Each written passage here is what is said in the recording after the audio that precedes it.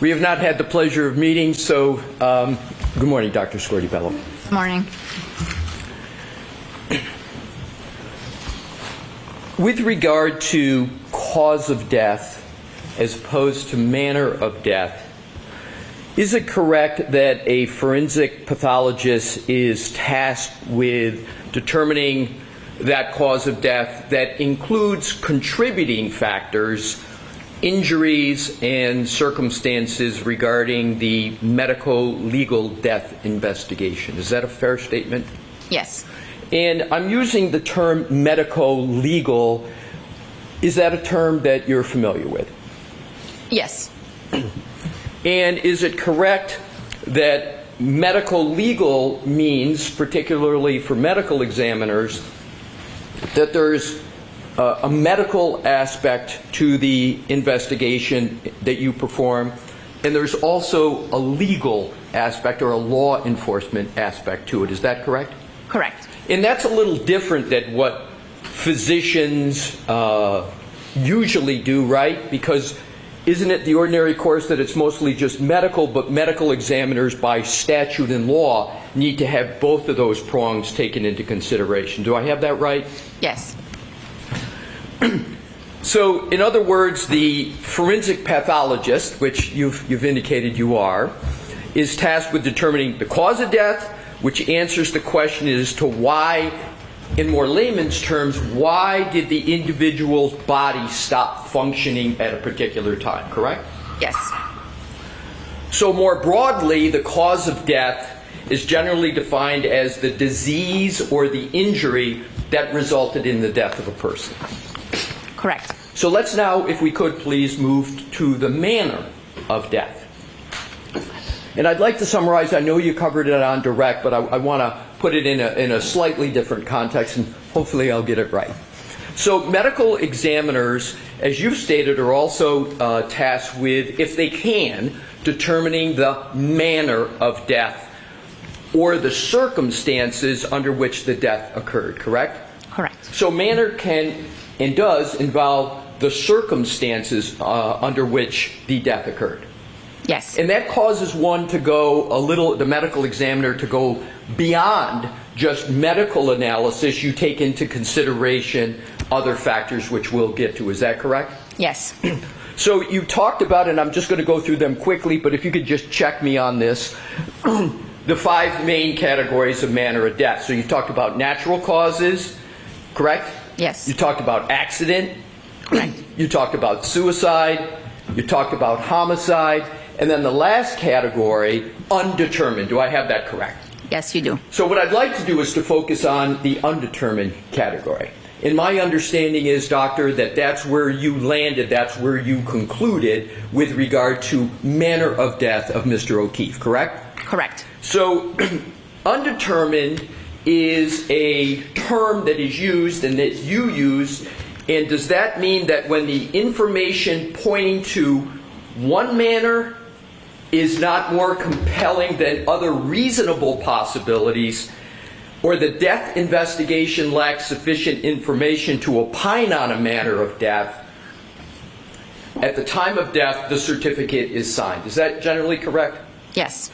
So as we've talked about, I'm just trying to follow or just develop some logic and see if this is in agreement with you, that as a medical examiner you're specifically tasked with conducting that medical legal investigation, and what we've just talked about is a bit of the method of analysis that you go through for that, correct? I conduct the autopsy, and I request information information from the investigative body that is out there investigating the other aspect of the case, not the body itself. Yes. So is it correct that there's 4 general components to a forensic pathologist's death investigation? Is scene investigation one of the components? It depends on the jurisdiction where you practice. Scene investigation is part of forensic pathology in certain jurisdictions, and it is the responsibility of the district attorney and law enforcement in other jurisdictions. In the state of Massachusetts, we are responsible for the autopsy, and the DA's office and law enforcement are responsible for the scene investigation. Excellent. So scene investigation in the state of Massachusetts is not within your domain in the office of the medical examiner. That is the domain of the district attorney and law enforcement, correct? Correct. How about another aspect, forensic autopsy and laboratory testing? That's within your domain, correct? Correct. And how about police reports and witness statements? That is not under my jurisdiction. That is under the district attorney's office and the police. Do you consider information, nonetheless, from police reports and witness statements in your analysis? Yes. And do you also consider, even though it's not within your jurisdiction in Massachusetts, do you also consider information about scene investigation? Yes. So it's correct then that you consider, whether it's within your jurisdiction or not, you consider scene investigation and police reports and medical statements, correct? Yes. And then forensic autopsy and laboratory testing is right within your jurisdiction, and therefore, of course, you consider that. And then lastly, medical history and hospital records, is it, therefore, am I correct that that's something within your jurisdiction and that you consider in performing your forensic pathologist death investigation? Yes. So now let's move on to the application of those principles. So in order to conduct a proper medical legal investigation, the medical examiner has to have certain qualities, if you will. Is one of them being well-grounded in general medical knowledge? Yes. Is another appropriate training and experience in forensic pathology? Yes. In other words, you wouldn't want a specialist, for example, in cardiology without anything more to be conducting a death investigation. Is that correct? I would not want them to be conducting an autopsy, correct? Right. Would you want a neurologist to conduct a death investigation? Personally, or are you asking me that? No, I don't think every physician has their specialty and their training, and forensic pathologists are trained to perform autopsies, and cardiac surgeons are trained to perform cardiac surgery. Would you want a neurosurgeon to be conducting a death investigation? To be performing an autopsy? No. So you wouldn't want a neurosurgeon to perform an autopsy? No. Because you don't believe they're qualified to do so, correct? I don't believe they've had the appropriate training to perform an autopsy. Going back into the many qualities of a medical examiner and attributes, they also have to have the ability to form opinions based upon all the available information using the scientific method along with sound reasoning. Is that a fair statement? Yes. And you're familiar with the term scientific method? Yes. And is it fair to say that the scientific method generally is sort of a systematic pursuit of knowledge that involves recognition and definition of a problem? Is that fair? Yes. Is it also involve the collection of data through observation and experimentation where appropriate? Correct. Does the scientific method also include the analysis of data? Yes. Does the scientific method also include the formulation, evaluation, and testing of hypotheses? Yes. And does it also, where possible, include the selection of a final hypothesis after considering other hypotheses? Correct. So what we've just discussed is a fair explication, a fair explanation of the scientific method. Correct. And the scientific method is part of the autopsy and forensic pathology analysis, correct? Correct. Now, applying one concept, that medical legal concept we talked about, just holding for a moment, if you could, the medical and going to the legal, if you will, law enforcement that you said in Massachusetts is not under your jurisdiction, but nonetheless you consider information arising from it. Yes. Are you familiar with a person named Michael Proctor? Is that name familiar to you? Yes, it is. And at one time, Michael Proctor was a trooper, correct? Correct. And so did former Trooper Proctor inform you of the working law enforcement theory at the time of the investigation of this matter, namely his working theory, a collision of a motor vehicle with a pedestrian? Did he inform you of that? He informed our office of that, yes. He informed your office.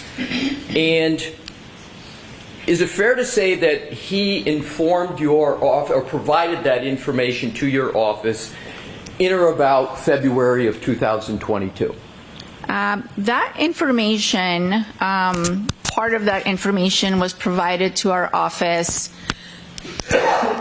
at the time of the autopsy. One of the pieces of information that had come in, and there were multiple sources calling into our office, providing information, was that this was a possible person struck by a motor vehicle. And the time of the autopsy, if I have it correctly, was that around the end of January of 2022? The autopsy was January 31st.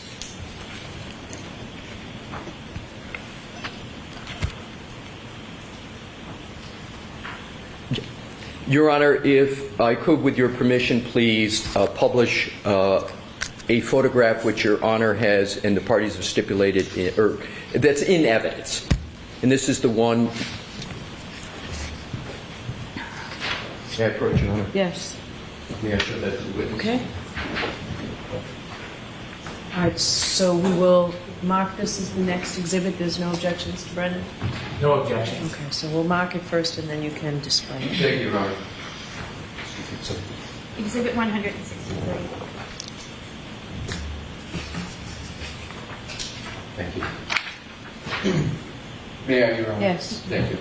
Dr. Scordi-Bello, if I could hand that to you, please. You could take a look at it, and when you've had a fair opportunity to look at it, you can just look back up, and I'll proceed at that time. Yes, I recognize the picture. Well, I've never seen this picture before, but I know what it's depicting. Thank you. What is depicted in that picture? It's a picture of two individuals standing in a morgue setting, which looks very similar to our morgue at the Cape Cod office. Very good. If you could just hold that for a moment, and with the court's permission, could I publish that for the jury? Okay. Thank you. Mr. Wolf? And if you could please zoom in on the two individuals in that picture.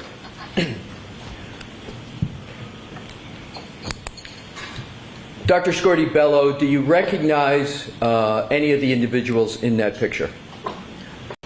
To be perfectly honest, no, I don't. With regard to the person on the right, do you recognize that person? No, I don't. And you said you recognize the setting, correct? Yes. And you, if I heard you correctly, you said this is the Cape Cod facility? It appears to be, correct. Right. So you testified earlier, if I recall correctly, that the autopsy was performed at the Cape Cod facility of the Office of the Chief Medical Examiner? Yes, it was. And you're normally in, as I recall, the Westfield, in an office that covers Western Massachusetts, it's Westfield? Correct. But you were at the Cape Cod facility, as I understand it, because there was a staff shortage and you had to travel down to Cape Cod for this. Is this correct? Correct. So you weren't at your normal home-based sort of facility. This is a facility that you went to for this autopsy, correct? For this autopsy and multiple others, yes. Yes. And you were covering a staff shortage, and that was the reason you went to Cape Cod, correct? Correct. And what's depicted in this picture are two individuals. For two individuals to be present, is there a protocol that they had to follow to be present for that? Like a sign-in or an authorization? Yes, there is a sign-in sheet that individuals have to put their name and their shield number and before they can come into the autopsy room. So they have to put a shield number down, correct? You mentioned a shield number. Yes. And does that therefore mean that even though you don't know who they are, that they are with law enforcement? Are you able to determine that? Correct. I believe they were with law enforcement. So those two individuals were with law enforcement, but you don't know who they are. I don't know who they are specifically and what their actual position was. But they were with law enforcement. I believe, if my memory serves me right, there was a person from crime scene investigation and someone from state police. Thank But I'm working on a 2+ year memory. Fair. That's fair. That's fair. I'm not going to ask you more questions to probe the memory. We can take that down. And yeah, we are finished with that. If you could hand that to the, thank you. Now, we were speaking about former Trooper Proctor. Do you recall former Trooper Proctor sending you a copy of scene photographs and wanting to schedule a phone call with you so that he could explain the status of his investigation? Do you recall that? Yes. And that occurred approximately in March of 2022? Yes, approximately. Right. And the method of communication of that was that by email, to the best of your recollection? I requested that our medical legal investigator, we have our own investigators at the office that are responsible for obtaining medical records and sometimes being the liaison between us and law enforcement to get reports. I requested that she contact whoever was in charge of the investigation and set up a meeting, a phone call. So since it had already been a few weeks since the autopsy, I wanted to make sure that if there was any additional information that could be provided to me, I could take it into account because I had 90 days to issue a report and a death certificate on this case. Now, you've mentioned the 90 days on direct. You just mentioned it now. Is the 90 days a hard and fast rule, or is it just something you aspire to as a matter of good practices? It's not a hard and fast rule. It's something that as an office we try to achieve. Again, the reason being that there are family members, next of kin that are waiting for these reports and these death certificates for various reasons. So is it possible to go over the 90 days? Absolutely, if necessary. But we do try to finish our part in those 90 days. So it's possible to go past the 90 days, but there would, given the considerations you just articulated, there'd have to be a pretty good reason why you'd want to do that, right? Correct. And in this situation, you concluded that you had sufficient information on the medical side and the legal side to come to the conclusions that you needed to come to. Is that fair? Well, I had sufficient information on the medical side because I did the autopsy and I had those findings. I did not have sufficient information that pointed to one manner of death over another manner of death, and therefore I stated that the manner of death was undetermined. Exactly. So the manner of death is undetermined, and I want to, if I could with you, pursue that a little bit in a moment. But when you came toward the end of that 90-day period, you had information from the law enforcement side on their theory of what had happened, correct? Correct. Yes. I'll let that one stand. You had performed all of the medical investigation and analysis that you needed to perform, is that correct? Yes. There wasn't something more that you wanted to do on the medical side. You had mentioned, to be fair, you had Dr. Stonebridge involved as well. You had what you needed on that side, correct? Yes. And you therefore concluded on the manner of death that there was a not more compelling or more likely than other reasonable possibilities. Is that fair? Yes. So in furtherance of that, on April 14th of 2022, you issued a death certificate, correct? Yes. And please feel free to check your report of any dates or any other particular as I go through. Okay.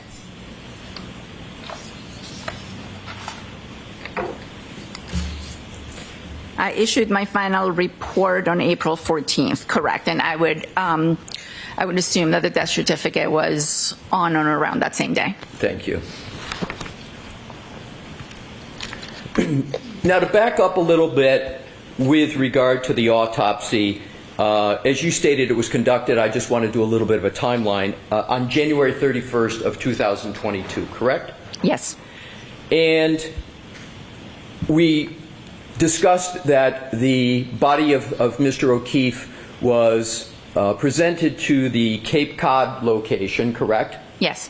And you also discussed that you brought Dr. Stonebridge to work with you on this matter, correct?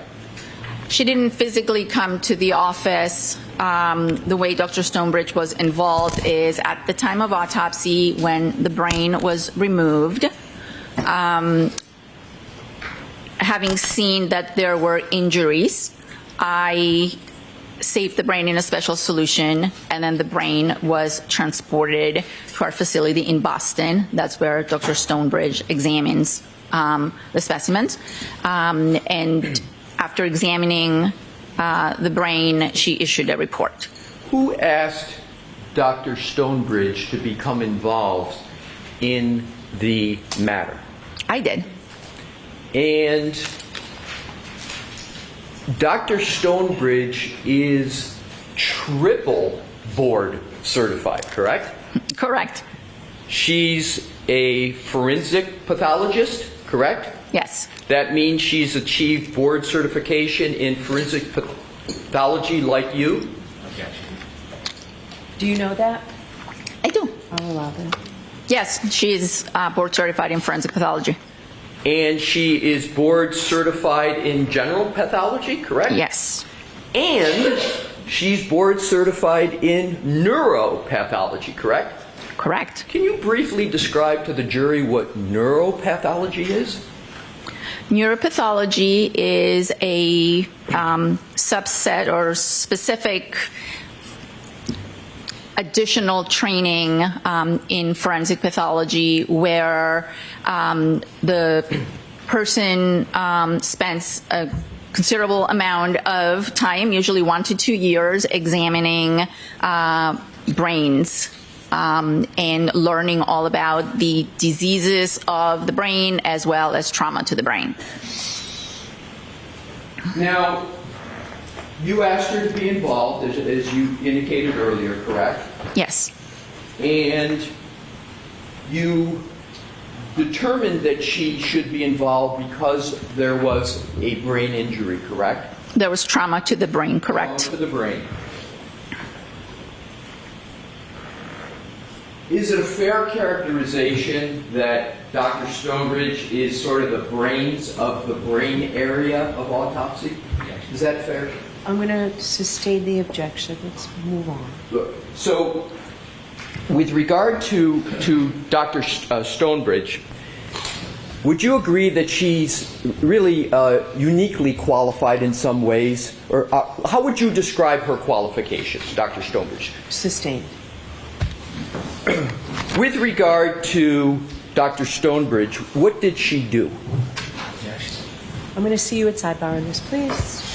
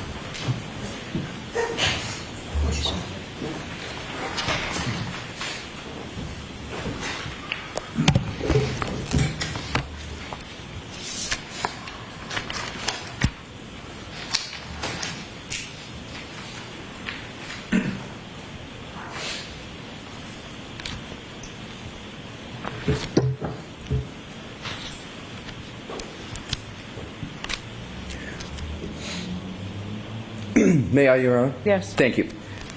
Dr. Scordi-Bello, have you, are you aware of an attorney name, or excuse me, a doctor named Azik Wolf? No, I'm not.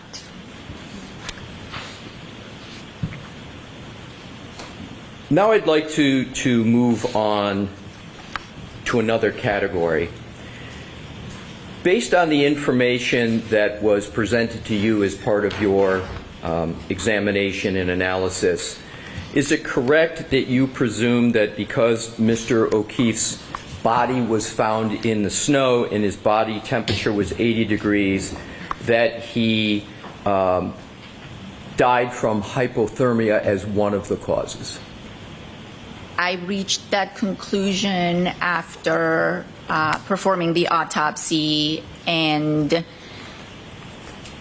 after seeing some findings that were consistent with hypothermia, and then combined with the information that was provided to me about Mr. O'Keefe's body being found in the snow, I came to the conclusion that was one of the things that contributed. Did you consider whether there may have been other reasons as to why his body reached that temperature of 80 degrees?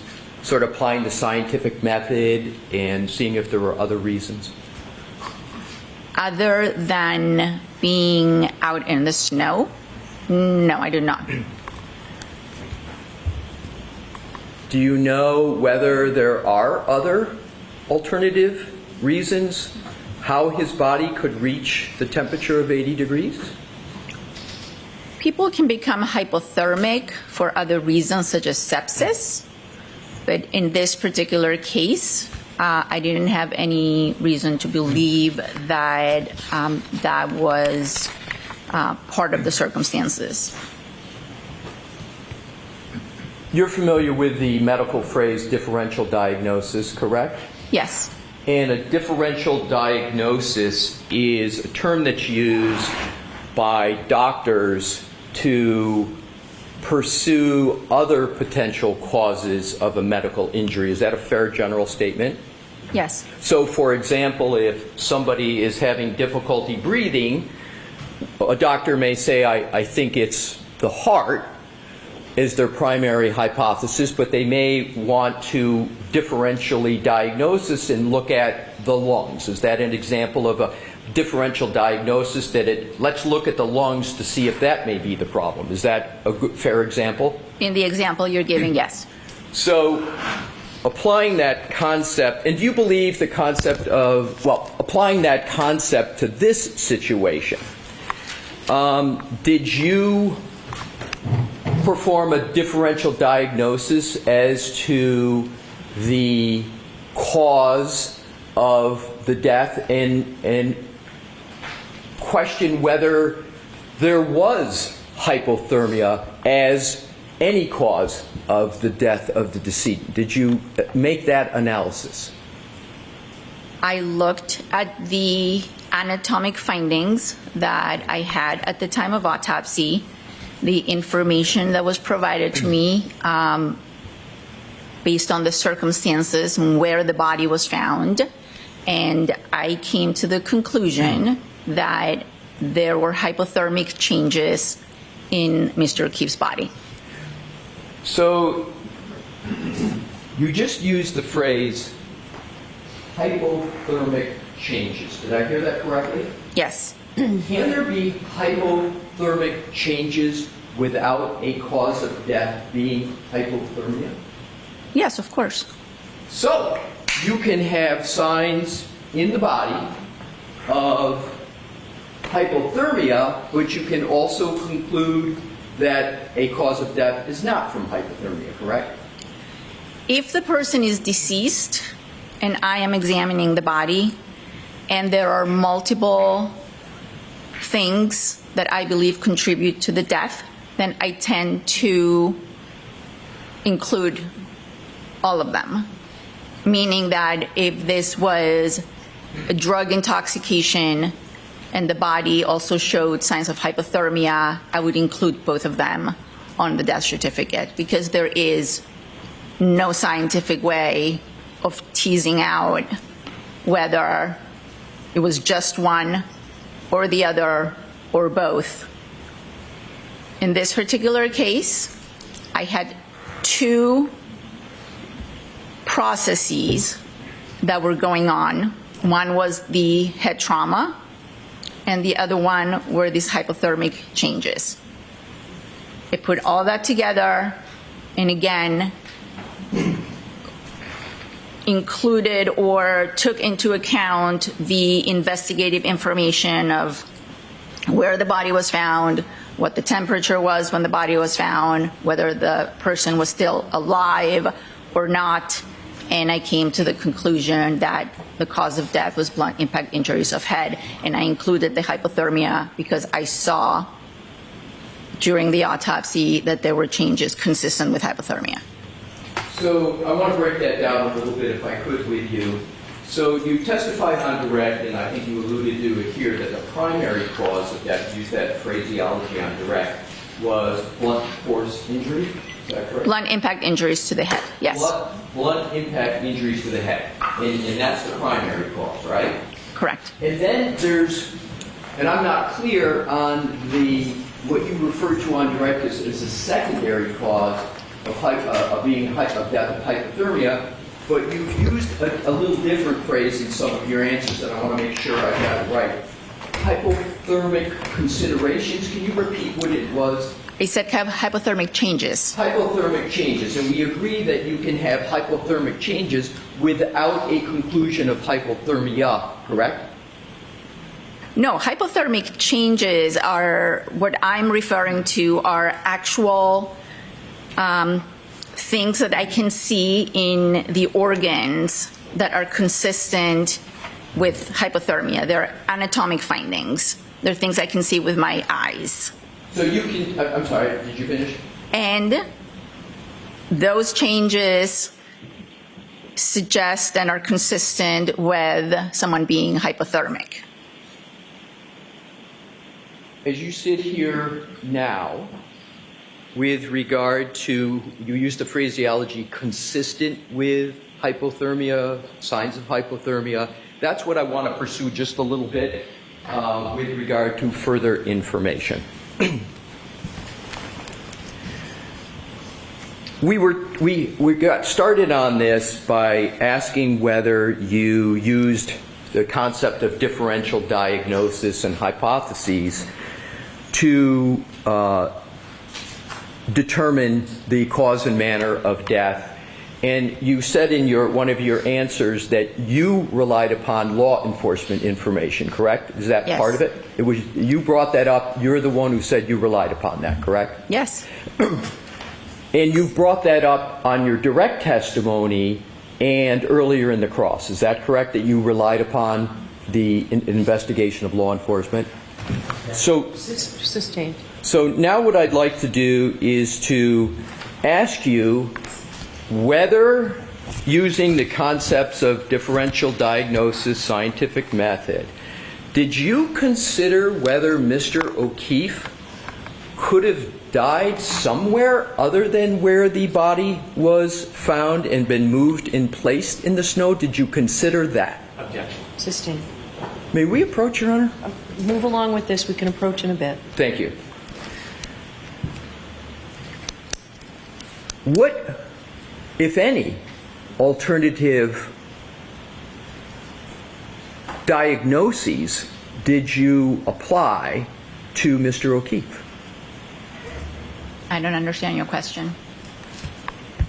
What alternative scenarios did you look at, if any, for the cause or manner of death of Mr. O'Keefe? I'll allow that question. What, if any? At the time of the autopsy, I documented injuries and signs of hypothermia. I was provided with a set of circumstances And at the end of the investigation, or at the end of, my timeline, I concluded on the cause, but I did not conclude, or I did not determine a manner. The manner would be the circumstances you are speaking about, whether I considered other causes or circumstances. That's not how it works. I don't come up with hypothetical scenarios on how those injuries occur. I try to state the injuries, describe the injuries, state the cause of death and why that person died, and then I use all kinds of other investigative information that is provided to me to determine if I have enough to make a determination on the manner. Did anyone provide to you any alternatives as to the finding of the body of Mr. O'Keefe in the snow? Personally, to me, no. Did you ask for any alternatives to the nature and location of the injury or death of Mr. O'Keefe? I asked for all the information that was available. Understood, but my question is, did you ask for any alternatives to the information that was provided to you as regards the location of the injuries? Did anyone provide you any alternatives to where the injuries could have occurred? No. So, I'm going to let the answer stand. So the answer is no, so there's no evidence of that. So next question. So you talked about the information you had at the time. What time is that?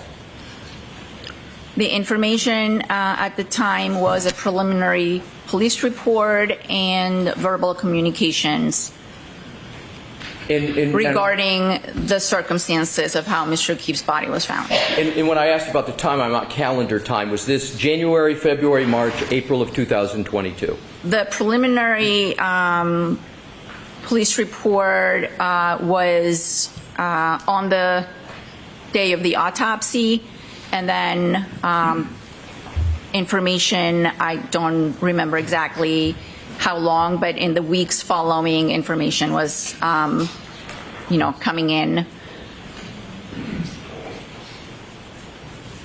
Do you have the ability to amend a death certificate? Yes, I do. And you can amend a certificate if you obtain further information with regard to the circumstances surrounding the death. Is that correct? That's correct. In your previous answers, you were talking about the information you had at the time. And I'm concluding that the latest that would be is April of 2022. Is that correct? Correct. Have you obtained or been provided with further information? In other words, information after April of 2022 regarding the cause or manner of death? What do you mean, have I been provided? Has someone physically provided me with a report on different circumstances? Well, what I'm just talking about is any other information that you have received or considered in terms of the analysis with regard to the cause or manner of death. Received in what way? Here's what I'll do. I'll be a little more specific. What I want to do is to get at the head injury of the decedent, okay? Is it fair to say that the head injury, you called it a traumatic, state what you phrased that as, because I want to use your phraseology. Blunt impact injuries of the head. So blunt impact injuries of the head. Is it fair to say that that was a very severe injury? It was a severe injury, correct? And would Mr. O'Keefe had been rendered unconscious nearly instantaneously with death following shortly thereafter? It's very possible, yes. Is it more than possible? Is it probable that that's what would have occurred? I can't tell you how quickly he would have been rendered unconscious, but at some point after that injury, yes, he would have been rendered unconscious. Is it possible he could have been rendered unconscious immediately? So she's answered it this way. I think you need another person for that. Let's move on from that, Mr. Lessie.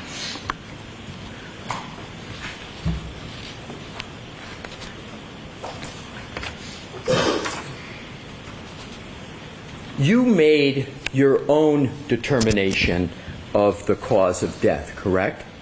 Yes, that's my job. Understood. And what I want to do is to pursue the basis of your determination. So you used the phrase brain impact injury. Blunt impact. A blunt impact injury. Have I got that correct? Blunt impact injuries of head, yes. Of head, right. And that's your conclusion, correct? Yes. Based upon your conclusion, did you make any determination as to whether the decedent would be able to carry out any purposeful movement after that injury? Define purposeful movement. Sure. I'm talking about the ability to perhaps manipulate their hands. I don't know. Did you make any determination as to whether they would be able to engage in any cognitive functions, meaning processing things and making decisions? I did not make that determination, no. Did you observe any pattern to the injuries to the head of the decedent?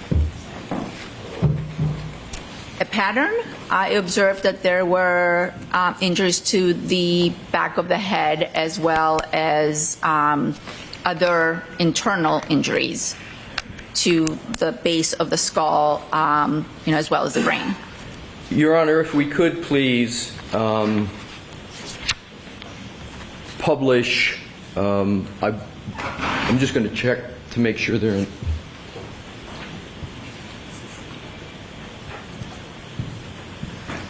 If we could, Your Honor, publish 160 that is in evidence. But before we do, Mr.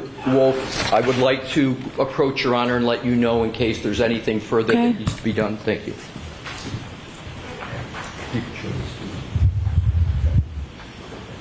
this. Is there? Did you show it to Mr. Brown? It's already been agreed to as in evidence. And Okay. it is in evidence. Oh, it's in evidence? Yeah, I just wanted to make sure if there was any statements that Your Honor wanted to make, and if not. So why don't you come over here, because why don't you come over to the side?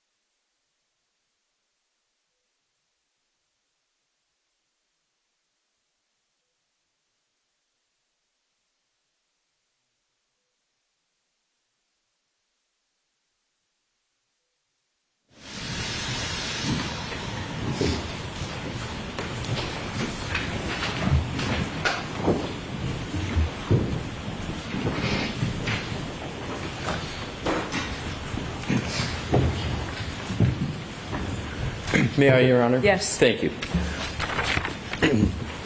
With Your Honor's permission, I would like to publish Exhibit 160. Yes. Thank you.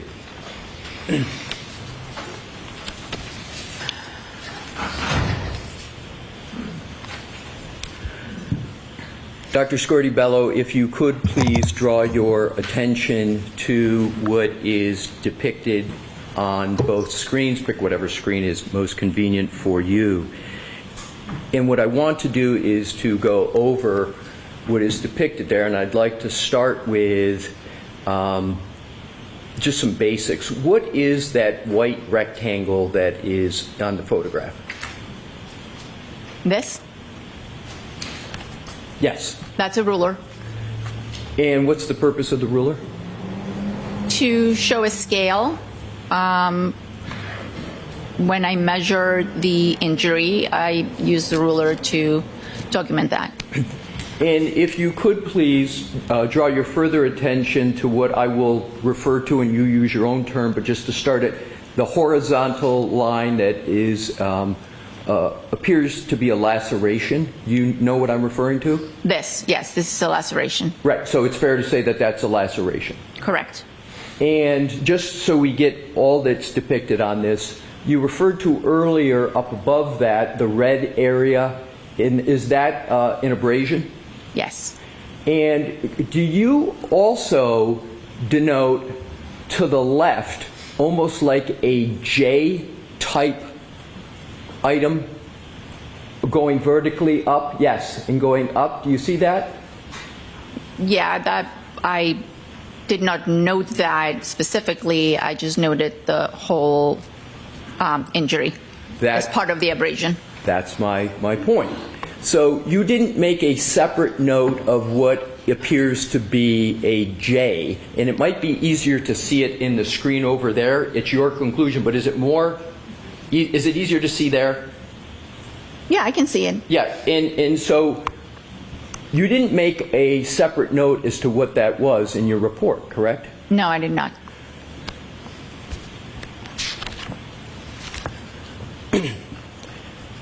Do you consider that an abrasion or something else? I believe that's still an abrasion. Do you conclude that that J is different in any manner from the abrasion that you've noted above the laceration? I believe it could be part of the whole abrasion, or it could be something different. Fair enough.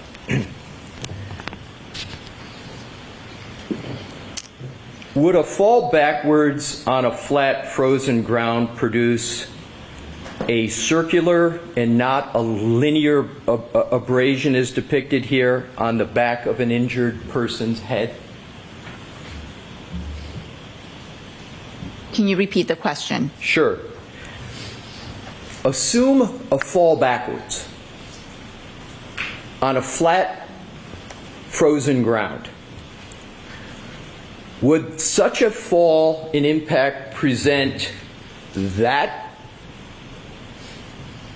type of pattern, or would it present a circular pattern, perhaps with something like a starfish in the middle?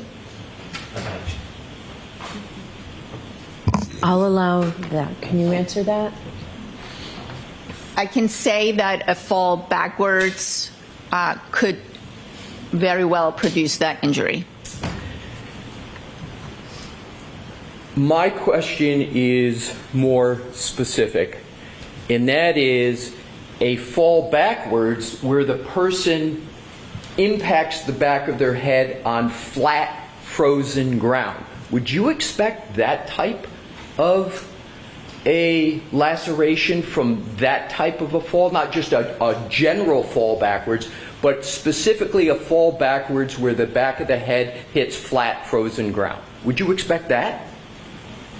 I could, yes. And under what circumstances could a laceration like that and an abrasion, all of it together, what circumstances could cause that type from a fall backwards on flat frozen ground? Well, the laceration is due to the blunt impact, and so is the abrasion. The abrasion is friction. So depending on the type of surface, you mentioned flat frozen ground, it's quite possible to have an injury as the one depicted. There's nothing inconsistent with this injury and a fall on someone's, on the back of the head with a blunt surface. Is there, are you familiar with the phrase pattern recognition in medicine? Yes. And isn't pattern recognition something that requires training with regard to being able to recognize certain patterns and determining what could be causing that pattern? Yes. And just merely recognizing whether there is a pattern takes certain specialty training, etc.? Correct. And isn't pattern recognition a principle that you apply in the medical examiner's office? Yeah, we do. And so example of pattern recognition could be a knife wound, correct? Yes. Could be a gunshot. Correct. And there's certain patterns that you see on a decedent that can be consistent with those types of causes of injury, correct? Correct.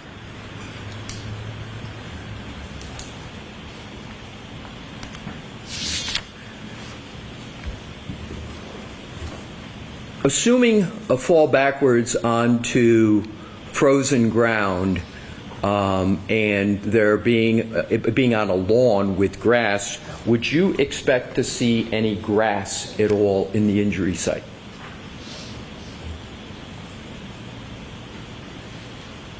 It's possible to have grass. Is it possible to have a... Well, are you familiar with the height and weight of the decedent generally? And if you need to look at your notes, please do so. Yes. Mr. O'Keefe was approximately 6'1" and 216 pounds.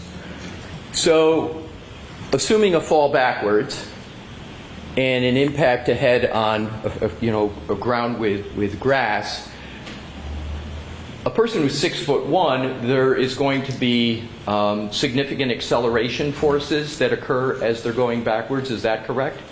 That's fair to say, yes. And therefore, the more acceleration forces, usually there's a correlation with the force of the impact. Correct. And in terms of force of impact and assuming grass on the ground, would you believe it's more probable than not that one would then see some grass on the head? Sustained is death form. Given what you testified regarding the height of Mr. O'Keefe, and assuming what I just gave to you as a fall backwards and acceleration and forces, would you expect to see anything else on the back of his head? You have to be more specific than that. Right. I thank you. So, would you expect to see? Is it possible, if that was the manner of the fall, that there should be grass on the head? Is that possible? Sustained. Did you consider at all in your evaluation well, let me back up. Do you see any evidence of grass in this depiction? No, I do not. Did you recall ever seeing any evidence of grass when you were performing the autopsy? I did not see evidence of grass. Did you consider at all in performing your autopsy, whether or not grass should be present given what was reported to you by law enforcement? Sustained. Did you make any considerations at all regarding grass in regard to your autopsy report? I did not see any grass. No, I did not make any determinations. And was grass at all even a consideration in your analysis? I had very limited information as to the exact nature of the surface at the time of autopsy. So the answer is no to that No. question. Thank you. Did you have any information regarding the circumstances that you said you look at in trying to determine manner of death as to whether there were any stones or rocks around the scene? That I did not have any information. So meaning you didn't have any information, you saw no information that there were any stones or rocks by the scene, is that correct? Sustained in that form. What, if any, consideration did you make in your assessment of cause and manner of death with regard to stones or rocks? I did not make any. With regard to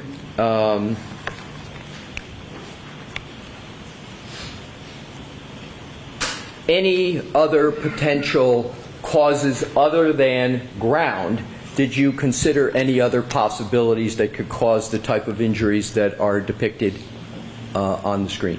There's a number of possibilities that could cause the injury. My question is, did you consider, not whether there are, but whether you considered them at the time you were performing the autopsy? I'm always considering at the time of autopsy what could have caused a certain injury. Did you put in your notes or your autopsy report any of those considerations? Are they documented? No. Now, in terms of differential diagnosis that we talked about, did you determine whether there were any other possible explanations for the injuries to the decedent other than what law enforcement presented to you? I'll allow that. Internally, I consider all kinds of other explanations. I have to look at the findings and the possible ways that those injuries could have been sustained and decide whether I have enough information and whether I am satisfied with the information that I have in order to conclude or determine a manner. Did you make any notes at all about the considerations you were just speaking about, other considerations, any notes whatsoever in any document in your autopsy report? Not in my autopsy report, no. Did you make any other notes of those considerations in any document that you created for this case at all? No, these are considerations that I've had and discussions I've had with colleagues in terms of evaluating these injuries and I don't want you to go into what other people said, but I want you to finish your answer. Right, no, I did not make physical notes of my considerations. Your Honor, I'm going into a different category, so I just wanted to alert Your Honor to it. All right. And it will take more than 10, 15 minutes? Oh, yes. Okay. All right, jurors. We'll take the lunch and recess. All right, Mr. Lessie, whenever you're ready. Thank you, Your Honor. Good afternoon, Dr. Scordi-Bello, and welcome back. Thank you. I want to move on to a slightly different aspect of the hypothermia discussion. So, you've acknowledged previously that hypothermia is a very difficult diagnosis to make, correct? Correct. And you acknowledge that in your grand jury testimony in this proceeding, correct? Do you recall that? I do. And you indicated in that grand jury proceeding generally that diagnosing hypothermia is based on contextual clues. Is that correct? On autopsy findings and investigative information, yes. Right, and the last part, investigative, and that's that legal part, sort of the law enforcement contribution, is that correct that you're referring to? Correct. You diagnosed Mr. O'Keefe with hypothermia based upon certain medical data that you believe you observed in the gastric area and the pancreatic area. Is that correct? Correct. And just for, I think most people will get this, to just be clear, gastric is sort of synonymous with the stomach. Stomach. And then we know the pancreas is a separate organ. And in your autopsy, you observed for example, the lining of both the stomach and the pancreas. Is that correct? I'm sorry, what was the word you used? Let's start with the stomach. Did you observe the lining of the stomach as part of Mr. O'Keefe as part of the autopsy? Yes, I observed some hemorrhages in the lining of the stomach. We'll get to that, right? But I just want to talk about the organs and what aspects of the organs first, and then we'll get to that. And with regard to the pancreas, what aspect of the pancreas did you observe? I examined both the external surface and the tissues around it, as well as the pancreas itself, by making several cuts. And there was also a histopathology report that was relevant to both the stomach and the pancreas, correct? Correct. Histopathology? Spell it, Mr. Leslie. Histopathology.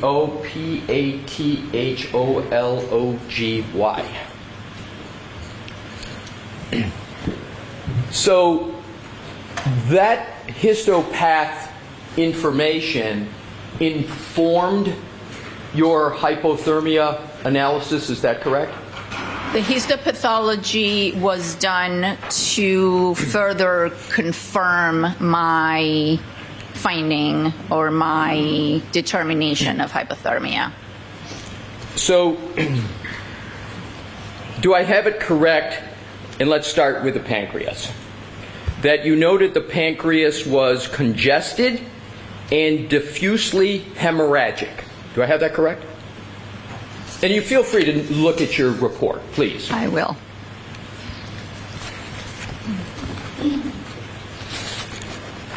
And I specifically, if it helps, I'm Yes. looking at Page 4. the report of autopsy. It's not numbered pages, but it would be 4.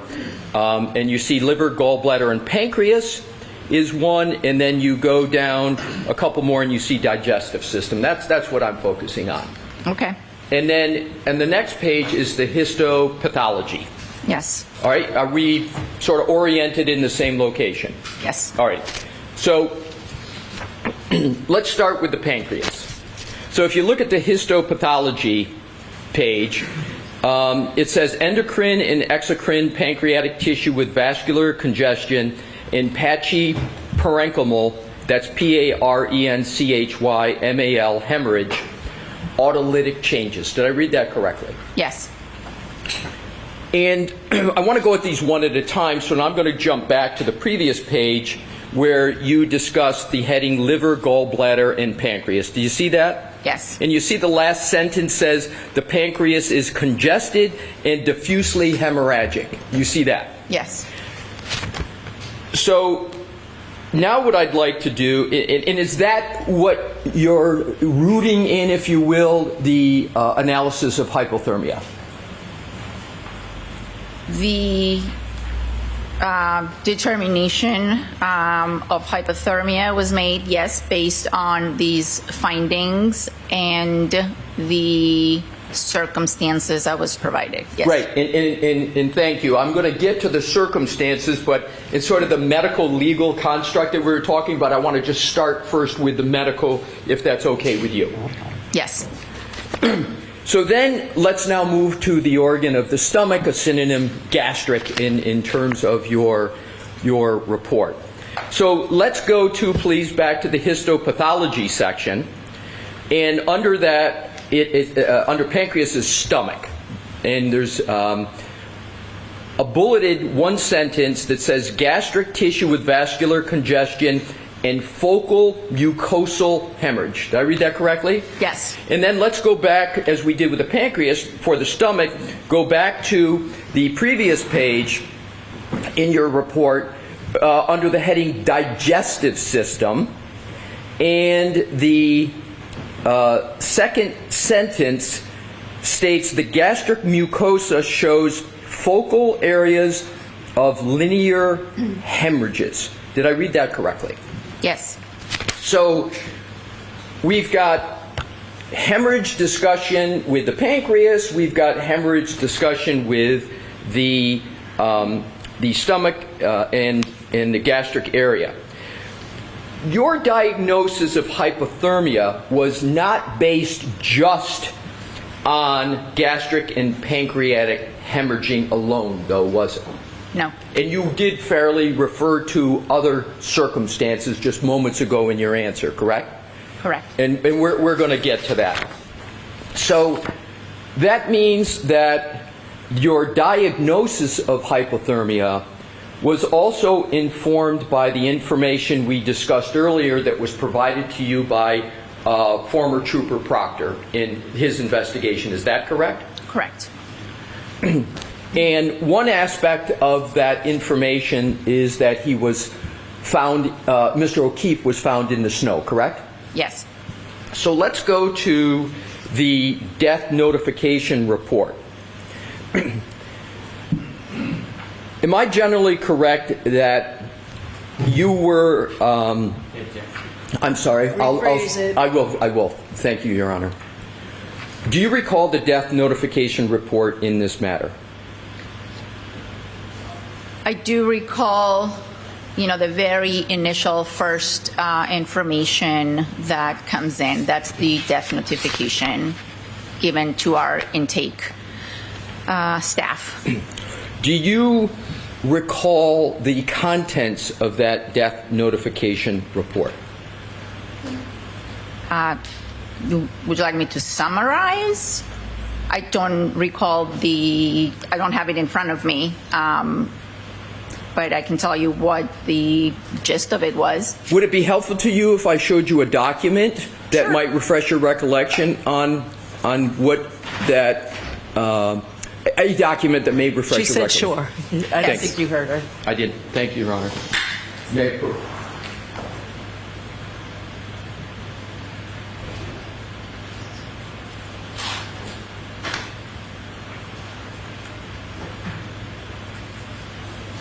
May I approach, Your Honor? Yep. Thank Just you. show Mr. Brennan. Yeah.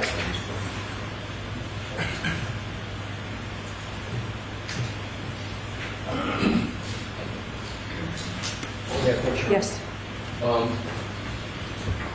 Dr. Scordi-Bello, what I'd like to do, you can read anything you want, but I'm just going to reference to the section that says circumstances of death. Yes. What I'd like you to do is read it to yourself, not out loud, and then when you just that section to hear.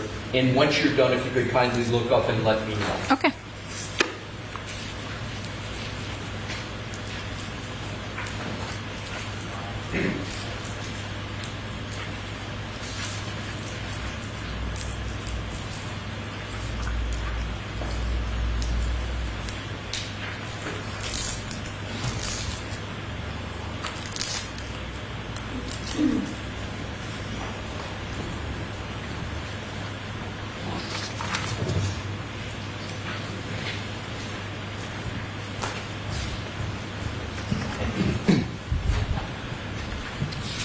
Dr. Scordi-Bello, did that refresh your recollection with regard to the circumstances of death section of the death notification report?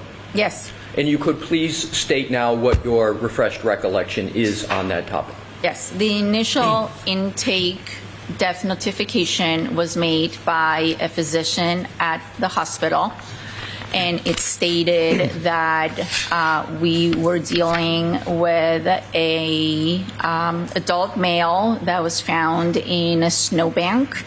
There was note of having been at a party. There was some information as to the decedent was walking to a house. There was reference to some sort of altercation or dispute with Sustained. Strike. Jurors, disregard that. Move on with this, Mr. Leslie. With this, but just move on. Yes.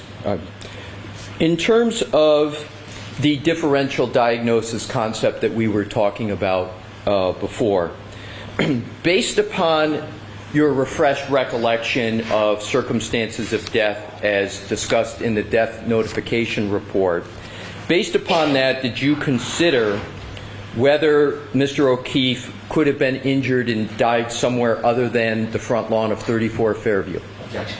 I'm going to allow that. initially no.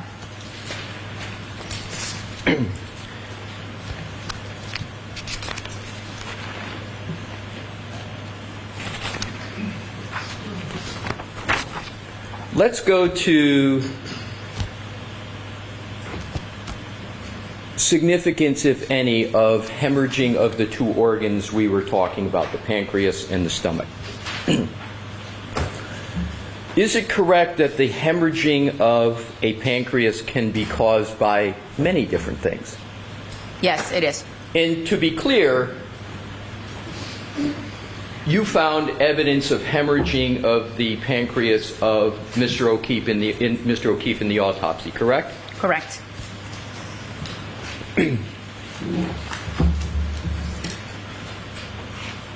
And is it correct before the grand jury, you yourself were evaluating whether the injuries had been sustained in a different environment? Well, let me ask it this way. Do you recall what your testimony was in the grand jury about hemorrhaging of the pancreas and possibilities of injuries being sustained in different environments? Do you recall any testimony on that subject? Objection. All right, I'll see you at 10.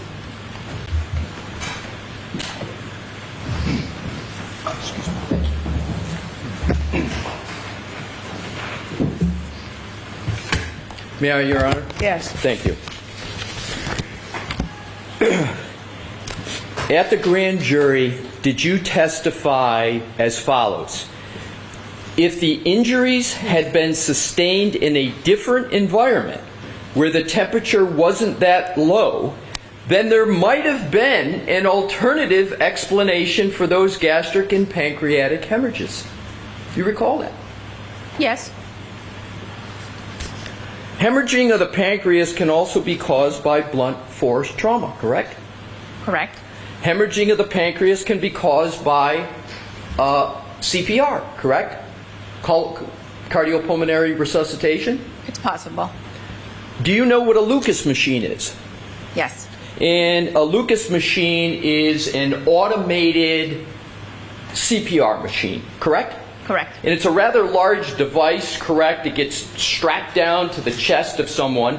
So instead of someone having to exercise, etc., you put on a Lucas machine that goes over the chest and it automatically does the compressions, right? Correct. Lucas machines can cause hemorrhaging, correct? Yes.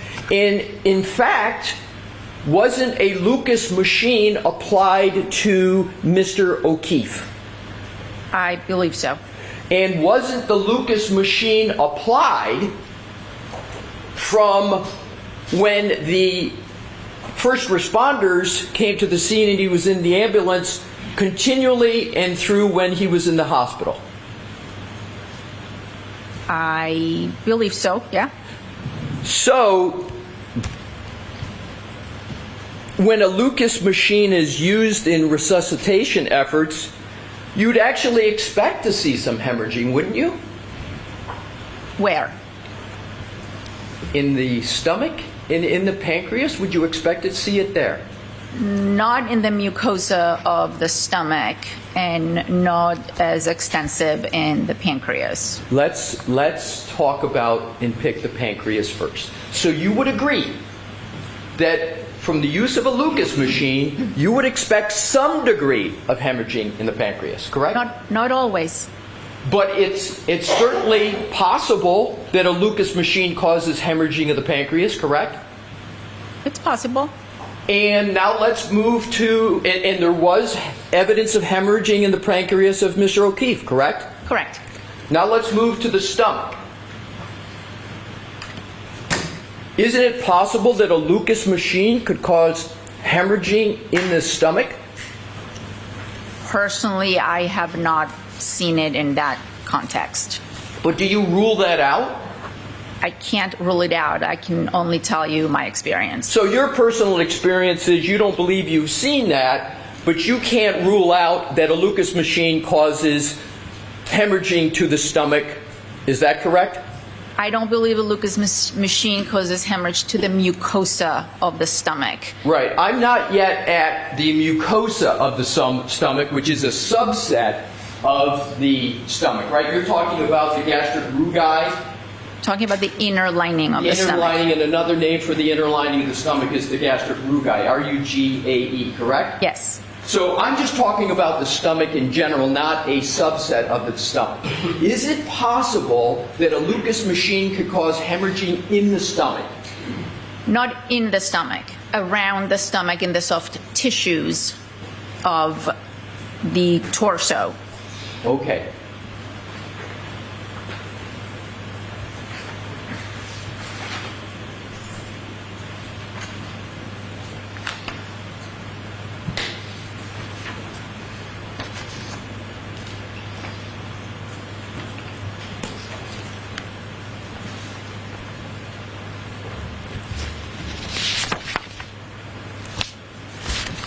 So you've said that you're aware that Mr. O'Keefe was hooked up to a Lucas machine, correct?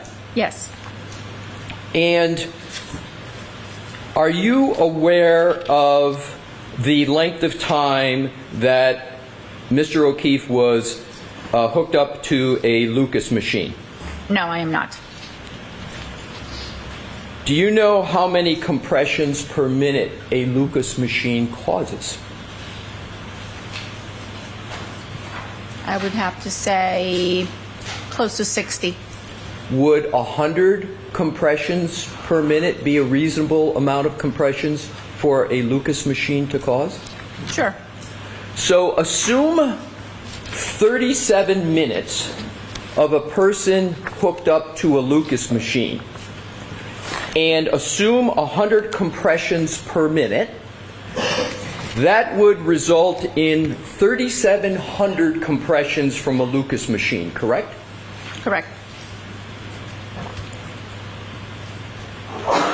Could 3,700 compressions from a Lucas machine explain hemorrhaging in the pancreas?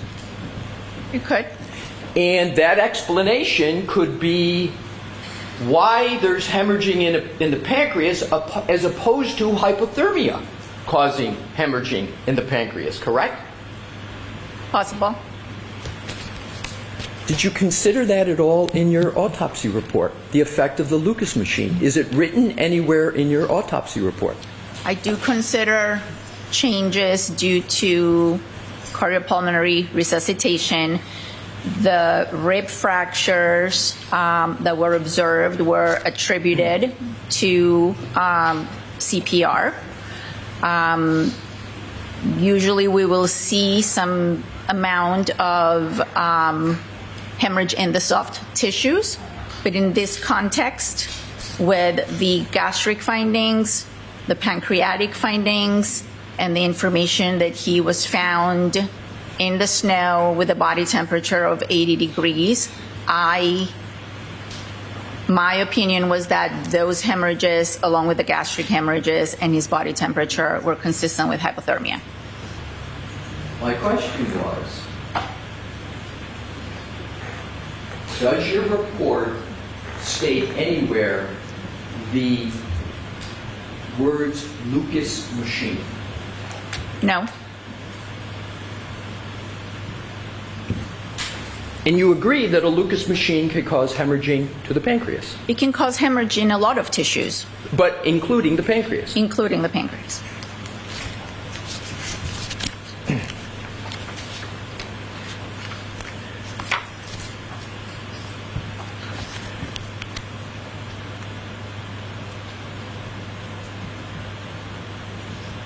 If you see hemorrhaging of the pancreas and you believe that hemorrhaging is a contributor to hypothermic deaths, wouldn't you also expect to see Wisniewski ulcers?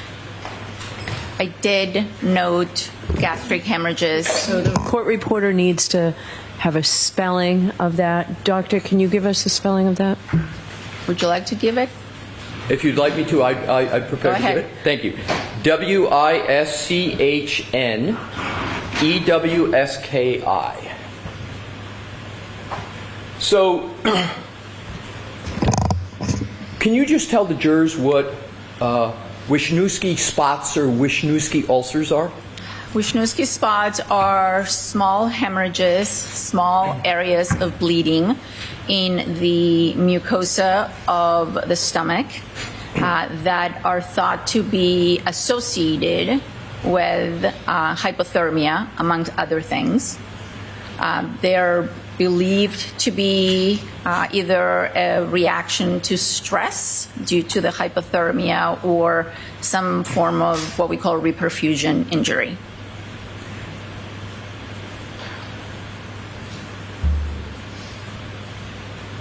Is it correct that if someone is believed to die, at least in part, from hypothermia, that in 90% of the cases of death from hypothermia, you would find Wisniewski's ulcers? I do not know the exact number.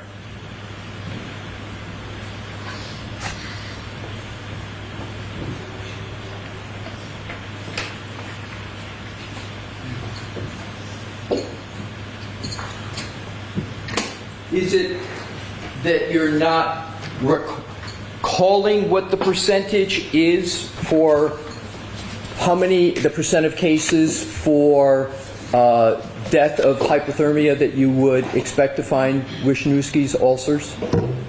I don't.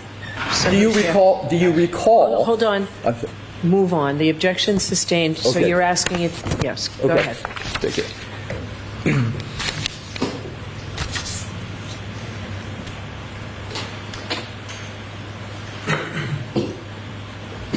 There were no Wisniewski's ulcers present in Mr. O'Keefe. Is that correct?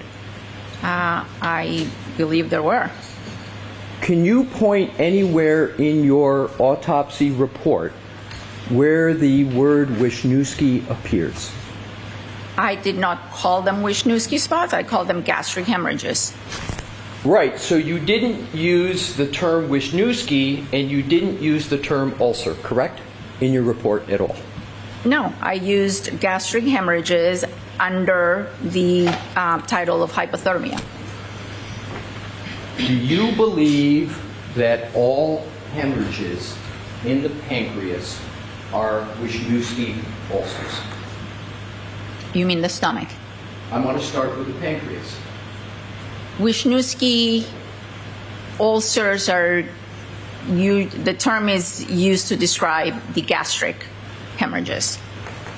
Right, so I wanted to clarify that. So now I want to move to the stomach. Okay. Do you believe all hemorrhages in the stomach are Wisniewski ulcers? Not all of them. Therefore, there can be Wisniewski ulcers and not be hemorrhaging, correct? Just by logic? And not be hemorrhaging? Correct. You can have a Wisniewski ulcer but not have hemorrhaging. You could, but ulceration would manifest in what we call hemorrhage, the actual appearance of it. What I'd like to do now is, Mr. Wolf, what has been in evidence, what I'd like to do is to, with Your Honor's permission, publish some depictions of first the gastric mucosa, and then start with that, Your Honor. Publish that. All right.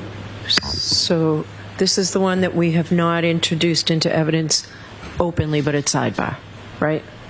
What I'd like to do is I'll start out with the one that is in evidence, which is the gastric mucosa. Okay. Start with that. What number?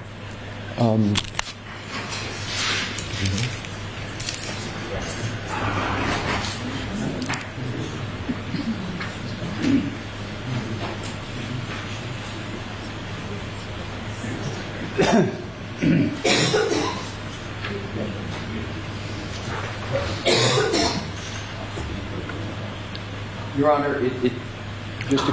Okay, so that was the one I was referring to that we did at sidebar, not in open court. Okay. Yes. It's for identification. Pardon me? It's NN for identification. And I'd like to move NN into evidence at this time. All right. All I'll say about this, jurors, is that this may be considered graphic.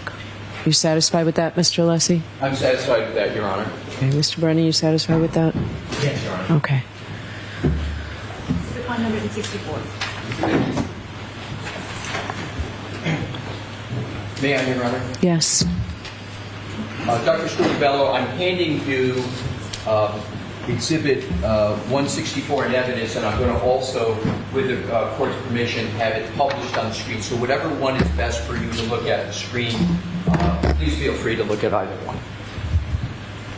Mr. Wolk, if you could publish 164.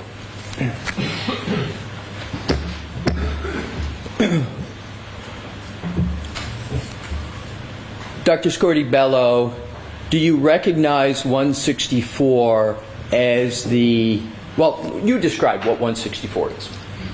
This is a picture of the stomach of Mr. O'Keefe after it was removed and opened and the contents were removed. And what you're looking at, this pink-red surface, is the mucosa. That's the lining of the stomach. And you had used the word rouge before. These are the folds. The stomach has a lot of folds. And what you can see here are small areas that are redder than everything else. That's hemorrhage, that's blood. And these are the gastric hemorrhages that I described. Right, so those are what you just showed. There's darker areas, there's just a few of them. That is what you refer to as hemorrhages, correct? Wisniewski's was correct. Well, you didn't use Wisniewski's in your report, correct? You referred to them as hemorrhages. Correct. Okay. So what I'd like to do now is to, if I may approach, Your Honor? Yes. For the chalk.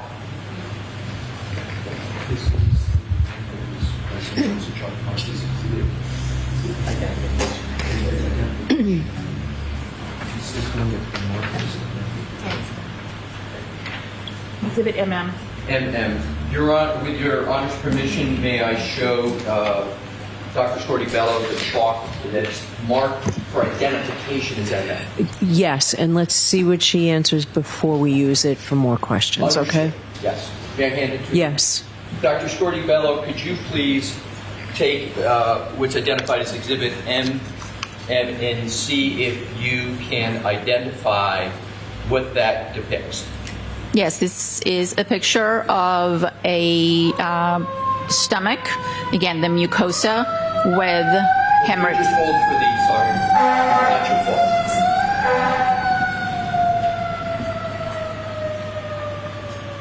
Your Honor, can we take a break? Yes. Jurors. Yes. Rise to the jury.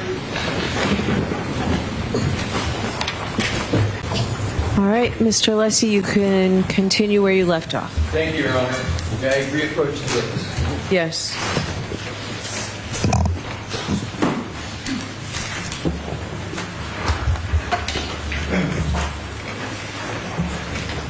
Scordi-Bello, you have in front of you, which has been marked for identification as MM, and you were discussing that. Do you recognize that document? So you can sort of start over to reorient the jury. You recognize that?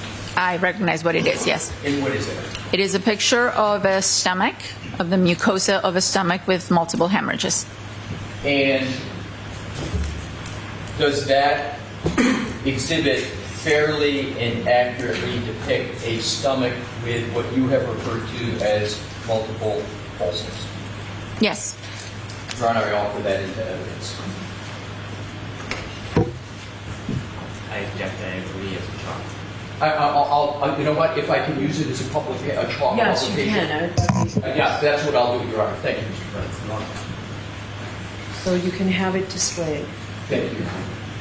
And again, I'll leave this hard copy with the court reporter, and we'll use the screens. Oh, so it's not in evidence? It is not. It's marked for Mark, identification? yes, marked for identification, and we are with it.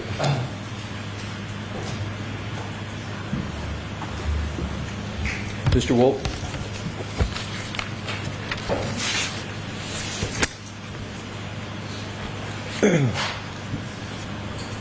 Dr. Scordi-Bello, is that the depiction that you were just describing at your witness stand? Yes. And could you please, with the laser pointer, state what you see in this depiction?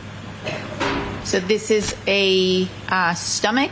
This is the mucosa, the fold of the stomach. They're not very folded in this particular picture, but you can see these distinct areas that are that have a darker coloration. That's blood. These are hemorrhages.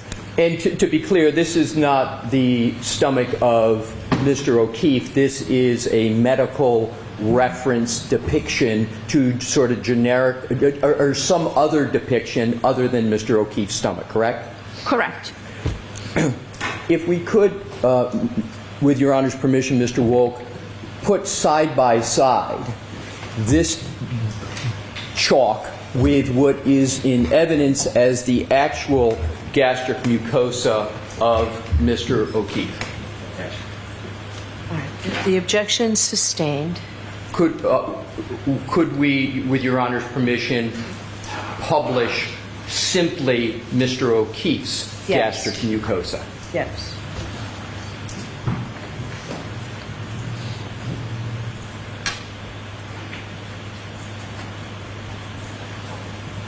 Isn't it correct, Dr. Scordi-Bello, that there are much less dark spots in this depiction of the gastric mucosa than there were in the chalk that we just displayed? In other words, that green depiction of what I'll just refer to as a generic stomach. Is that correct? That is correct. So, you can take that down, Mr. Wolf.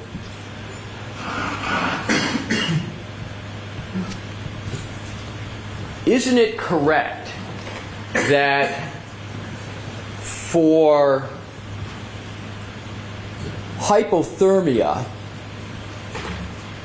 and the presence of Wisniewski's ulcers or spots, that you have to have a predominance of the stomach covered by the spots for them to be Wisniewski ulcers? I think there's different levels and different grades.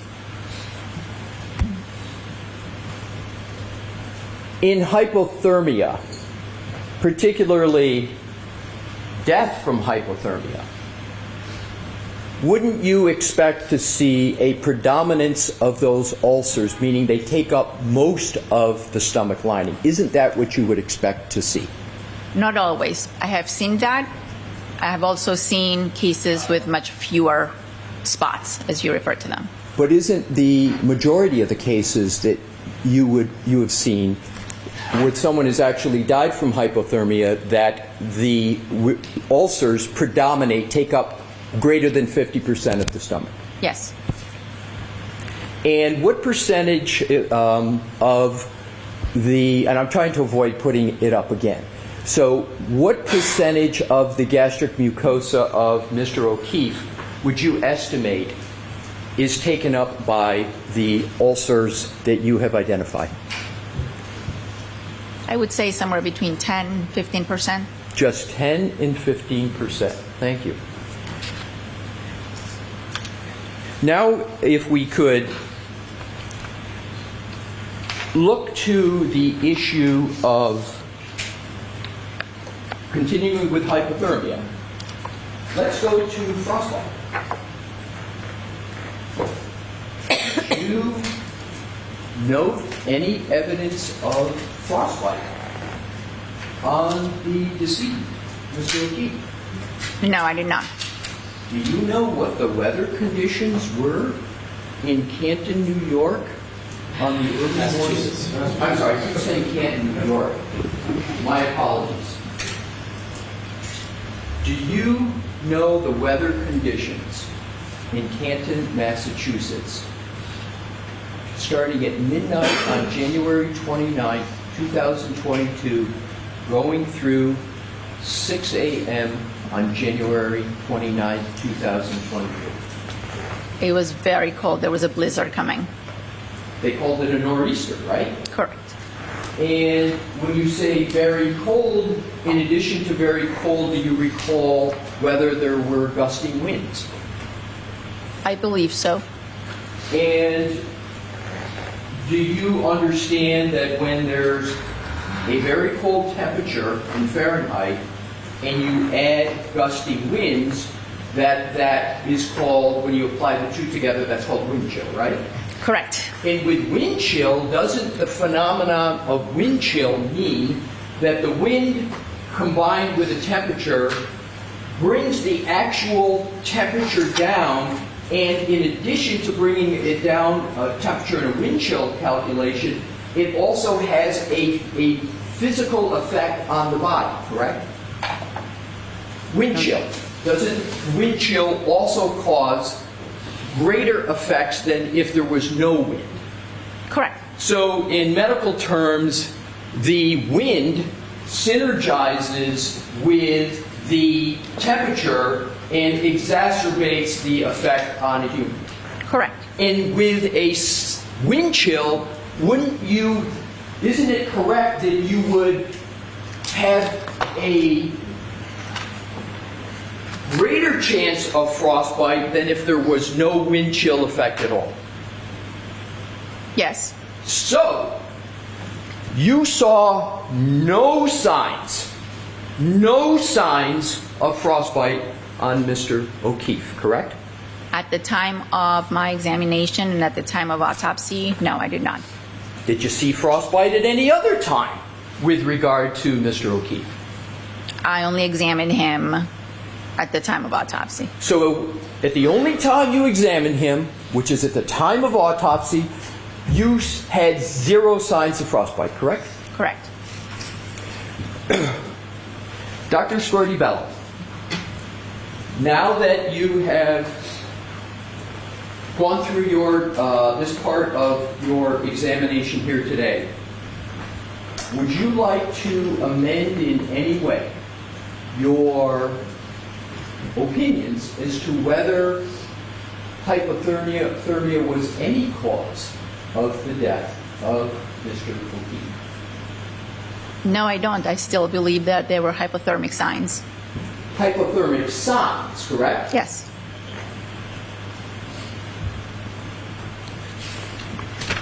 I'd like to move to another topic area, please. You did not include in your autopsy in any fashion any discussion of whether Mr. O'Keefe's injuries were consistent with a motor vehicle accident, did you? No, I did not.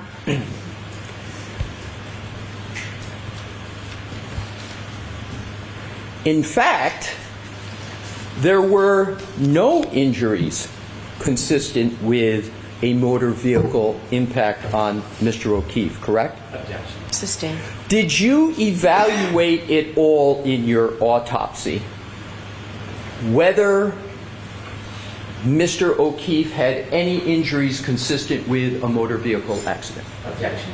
I'll allow that.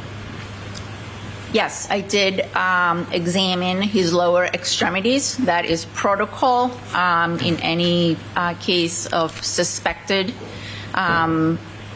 impact with a motor vehicle. So I did examine his legs, and I did not see any evidence of an impact site. And could you elaborate to the jury what you mean by no evidence of an impact site? Objection. I'm going to sustain that objection. What do you mean in your answer, no evidence of impact injuries? Objection. I'll allow that. What I look for is some sort of bruise, either on the outside of the leg or bleeding on the inside after the skin is reflected in the soft tissues, or any fracture of the bones of the legs. I did not observe those things. That was going to be my question. You did not observe any of those things, correct? Correct.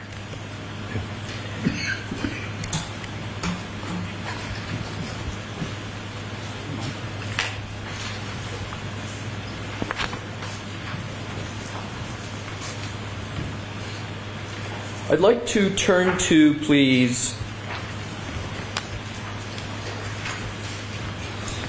the face of the decedent in your analysis that you discussed on direct examination of that area of the decedent.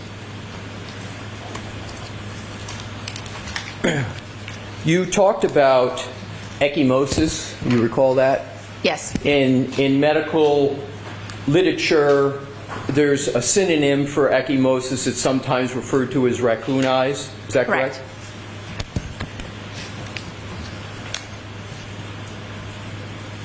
Ecchymosis doesn't cause a laceration to an eyelid, does it? No.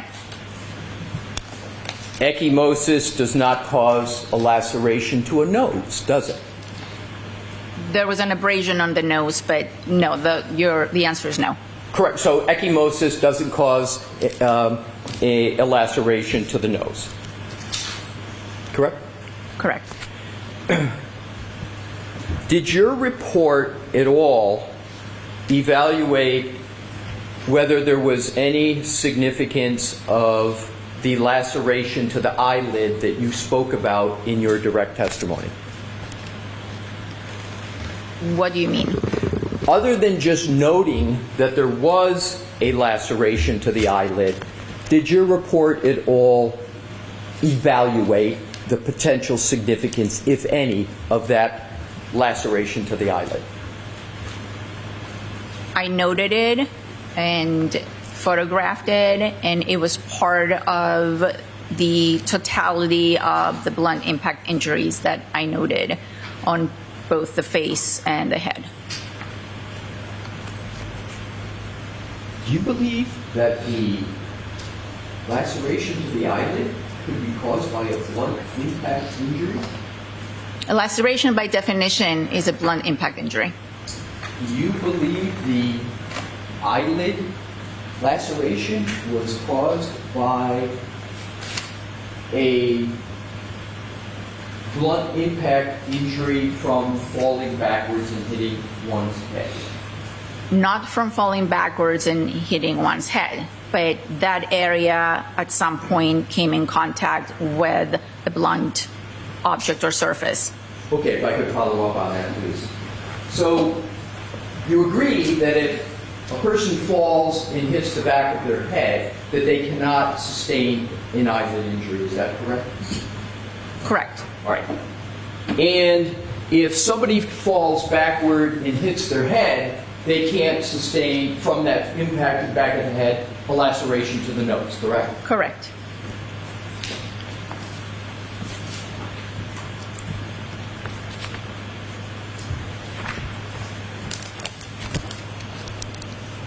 So if we could, Mr. Wolk, and with Your Honor's permission, publish which is already in evidence, which are depictions. Let's start out with, please, the laceration to the right eyelid.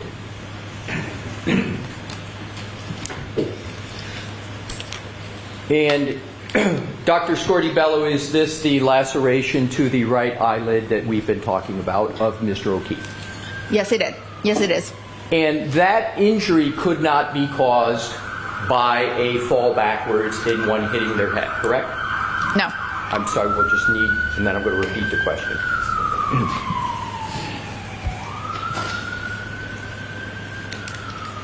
Can you state your answer again? Let me that injury to the right eyelid, that laceration, could not be caused by someone falling backwards and hitting their head, correct? Correct. Bear with me one moment, Your Honor.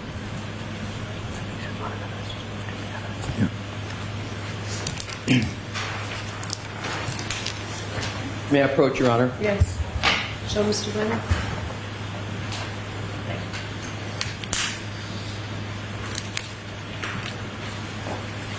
Your Honor, I erroneously assumed that that picture was in evidence, and I would like to now properly lay the foundation if I could. Okay. Dr. Scordi-Bello, you see what's in front of you. Can we mark this? So, Mr. Brennan, are you objecting to that coming into evidence? Okay, so let's just put it in evidence. Exhibit 165. Thank you.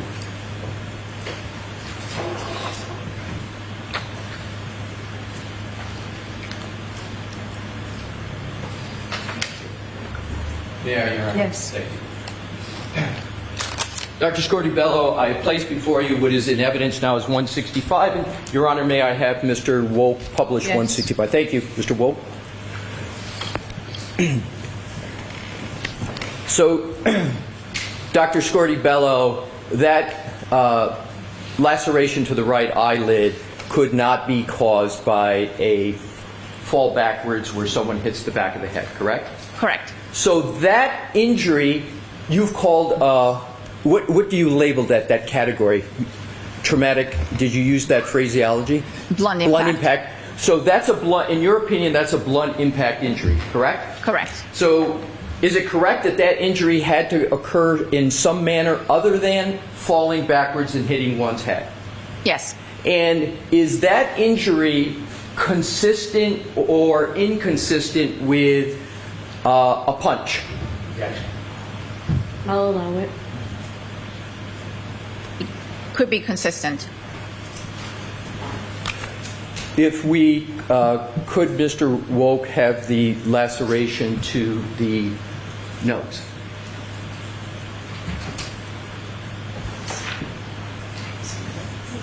I'm sorry, hold off on a moment.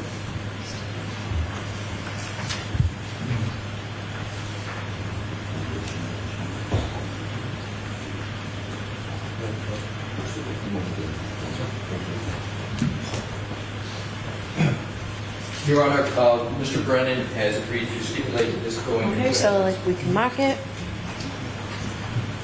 Exhibit 166. Okay, thank you.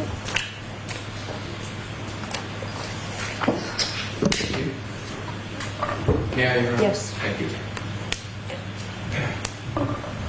Dr. Scordi-Bello, I have put before you what is in evidence is 166, and Your Honor may, Mr. Wolf, publish. Yes. Thank you.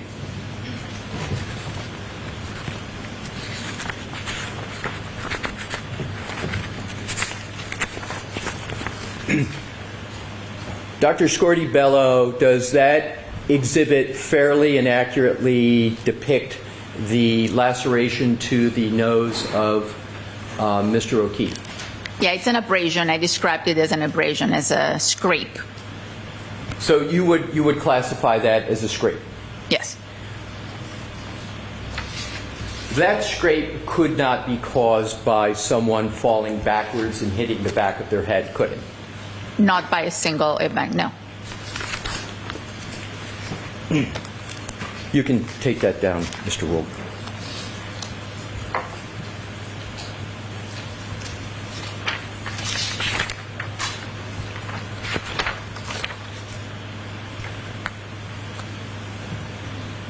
On your direct testimony, you talked about injuries to the right arm of Mr. O'Keefe. Do you recall that?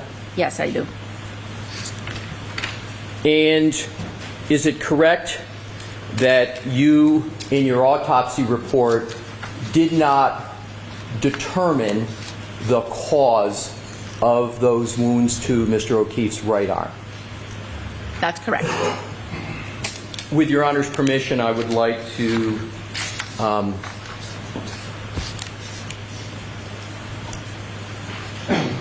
Mr. Brennan.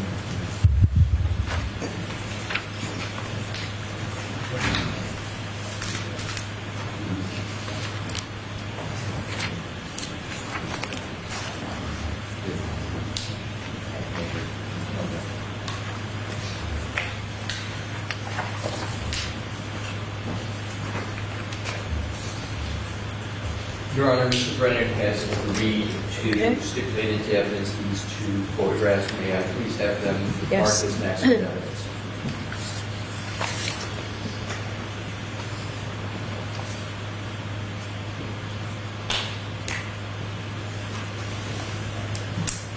Exhibits 167 and 168. Thank you.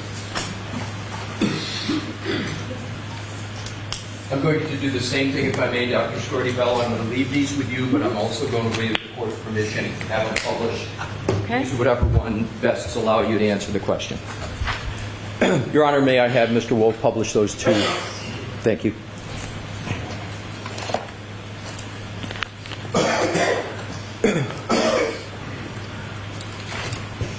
With regard to what is on the screen, am I correct that you noted these injuries to and these wounds to Mr. O'Keefe in your autopsy report? Yes.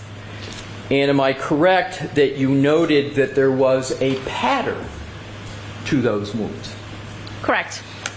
And although you noted there was a pattern to the wounds, you were not able to determine the cause of those pattern wounds. Is that correct? That's correct.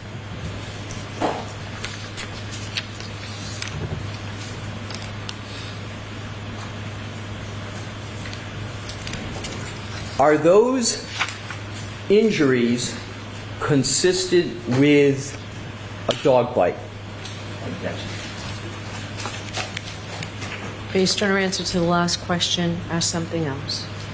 I'm sorry, I couldn't hear you. Ask another question. Sustained.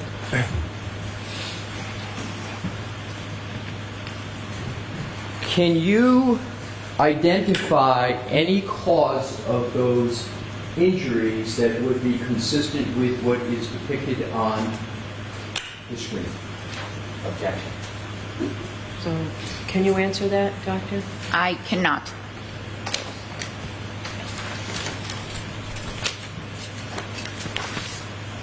You can take that down, Mr. Wolf. Thank you. Do you recall discussing at all on your direct examination?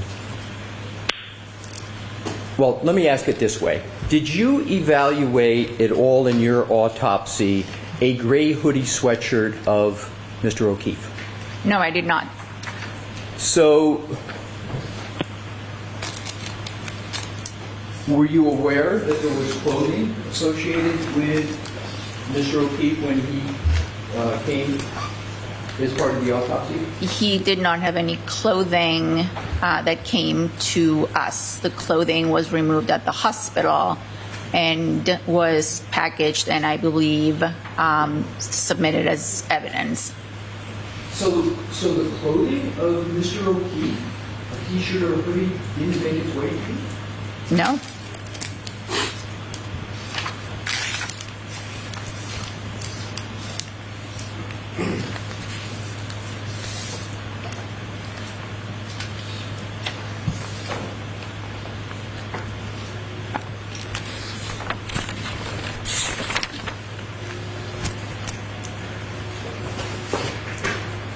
You were unable to reach a determination as to the manner of death of Mr. O'Keefe, correct?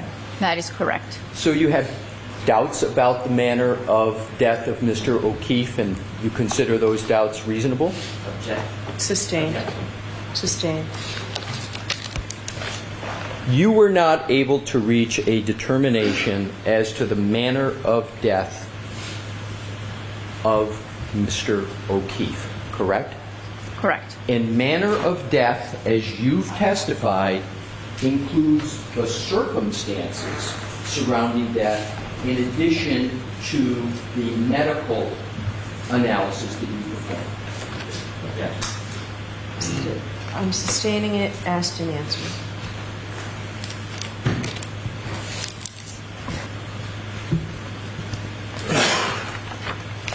Thank you for answering my questions, Dr. Scordi-Bello. You're welcome.